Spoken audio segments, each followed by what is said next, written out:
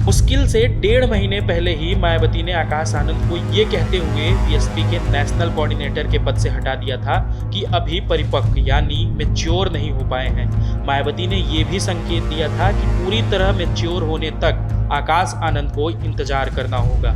लेकिन तब मायावती की बातों से ऐसा बिल्कुल नहीं लगा था कि आकाश आनंद 1.5 महीने में ही इतने मैच्योर हो जाएंगे कि कामकाज संभालने लायक समझे जाने लगेंगे। और इसीलिए कुछ सवाल खड़े होते हैं। ये सवाल स्वाभाविक रूप से मायावती के मन में जरूर उभर रहे होंगे। जब से मायावती ने राजनीति में कदम रखा है तभी से वो दलित राजनीति की सबसे बड़ी नेता बनी हुई है। उनसे पहले भी कई दलित नेता मुख्यधारा की राजनीति में सक्रिय थे, लेकिन कांसीराम ने ऐसा दांव चला कि मायावती सब पर भारी पड़ी।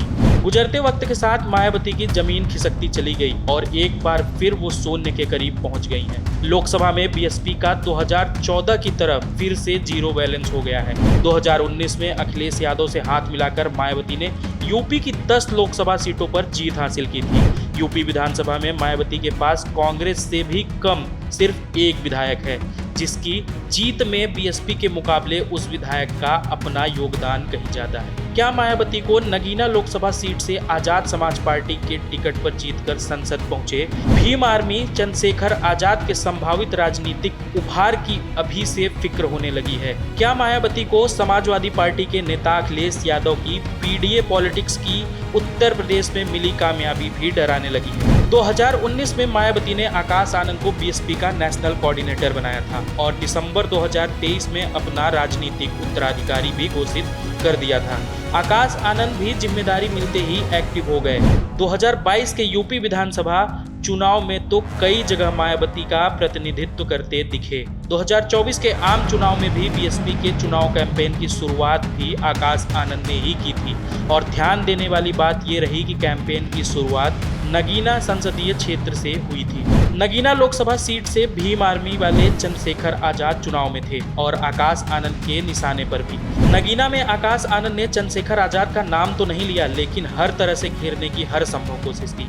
आकाश आनंद ने कहा, वो सड़क पर हमारे लोगों को उतारकर लड़ाई लड़ने की बात करते हैं, लेकिन अपना मुकद्दर बनाने के बाद लोगों को छोड़कर चले जाते हैं। वो लोगों को गुमराह कर रहे हैं। वो इंडिया ब्लॉक में घुसना चाहते हैं ताकि अपनी एक सीट निकाल सके, लेकिन उनकी किस्मत इतनी खराब है कि अलायंस के बाद भी वो बेघर घूम रहे हैं। लेकिन नगीना के लोग अपना मन पहले ही बना चुके थे। वे आकाश आनंद को सुनने जरूर आए थे, लेकिन संसद चंद्रशेखर आजाद को ही भेजा। हाल में ही वो चर्चा में तब आए जब स्टार प्रचारकों की लिस्ट में उनका नाम शामिल किया गया। 23 जून 2024 को मायावती ने सीनियर बीएसपी नेताओं के साथ समीक्षा बैठक की थी, जिसमें आकाश आनंद भी मौजूद थे। अब आपको बताते हैं कि दलित राजनीति में चंद्रशेखर का दबदबा कैसे बना। सितंबर 2018 में जेल से छूटने के बाद जब चंद्रशेखर से मायावती के बारे में पूछा गया तो उनका कहना था, वो मेरे परिवार की सदस्य हैं, मेरी बुआ हैं, मैं उनका भतीजा हूँ, हमारा उनका पारिवारिक रिश्ता है। 2 दिन बाद ही मायावती ने खास तौर पर चंद्रशेखर के दावे पर अपनी बात कहने के लिए प्रेस कॉन्फ्रेंस बुलाई और बोली, कुछ लोग अपने राजनीतिक स्वार्थ में तो कुछ लोग अपने बचाव और कुछ लोग अपने आप को नौजवान दिखाने के लिए मेरे साथ कभी भाई बहन का तो कभी बुआ भतीजे का रिश्ता बता रहे हैं। मेरा ऐसे लोगों से कोई रिश्ता नहीं है। मायावती ने ऐसा इसलिए कहा था कि कहीं किसी को ऐसा न लगे कि भीम आर्मी और बीएसपी के बीच कोई राजनीतिक समझौता होने जा रहा है। सहारनपुर हिंसा के बाद जरूर मायावती ने ये कहते हुए अपनी तरफ से ऑफर दिया था कि ऐसे युवा अगर बीएसपी के साथ आ जाते हैं तो पार्टी उनको राजनीतिक संरक्षण देगी। तब चंद्रशेखर अलग ही जोश से लबालब थे, मायावती की बातों की तरफ बिल्कुल भी ध्यान नहीं दिया। मायावती की याद तब आई जब वो 16 महीने बाद जेल से छूट कर आए थे। मायावती हमेशा से ही अपने वोटर को चंद्रशेखर जैसे लोगों से बचकर रहने के लिए आगाह करती रही हैं।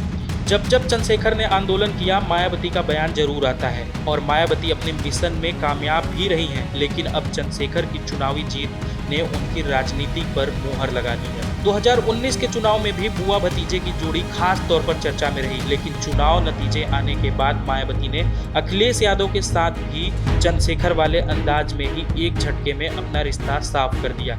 समय का चक्र देखिए कि 5 साल बाद वही चंद्रशेखर और वही अखिलेश यादव नए सिरे से मायावती की राजनीति को चैलेंज करने लगे हैं। अखिलेश यादव जहां यूपी में सबसे ज्यादा लोकसभा सीटें जीतकर नई राजनीतिक ताकत के रूप में उभरे हैं, चंद्रशेखर ने भी संसद पहुंचकर मुख्यधारा की राजनीति में जोरदार दस्तक दे डाली है। इस बार अखिलेश यादव का पीडीए प्रयोग वैसे ही सफल रहा जैसे 2007 में मायावती की सोशल इंजीनियरिंग की तारीफ हो रही थी, जब वो अकेले दम पर यूपी में बीएसपी की सरकार बनाने में सफल हुई थी। मायावती के लिए अब इससे बड़ी मुश्किल क्या होगी कि संसद से लेकर सड़क तक पूरे देश में घूम घूम कर चंद्रशेखर दलितों के लिए आवाज उठाएंगे और बीएसपी की तरफ से मायावती के मन की बात करने वाला ऐसा कोई नहीं होगा। ब्रेक के बाद आकाश आनंद को भी स्पीड पकड़ने में थोड़ा वक्त तो लगेगा ही। आप इस पूरे मुद्दे पर क्या सोचते हैं, हमें कमेंट बॉक्स में जरूर बताइए।